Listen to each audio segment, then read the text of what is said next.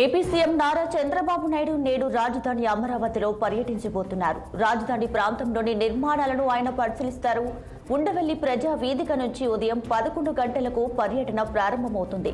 ఉద్దండరాయునిపాలెంలో రాజధానికి శంకుస్థాపన జరిగిన ప్రాంతాన్ని ఆయన సందర్శించబోతున్నారు. అనంతరం CD axis road, all India services అధికారులు, మంత్రులు, న్యాయమూర్తుల గృహ సముదాయాలను పరిశీలించబోతున్నారు. ఇక ఐకానిక్ నిర్మాణాల కోసం పనులు మొదలుపెట్టిన సైట్లను పరిశీలించనున్నారు. అయితే నేడు ముఖ్యమంత్రి హోదాలో రాజధాని ప్రాంతంలో పర్యటించి నిర్మాణాల స్థితిగతులను చంద్రబాబు పరిశీలించనున్న నేపథ్యంలో ఉత్కంఠ నెలకొంది.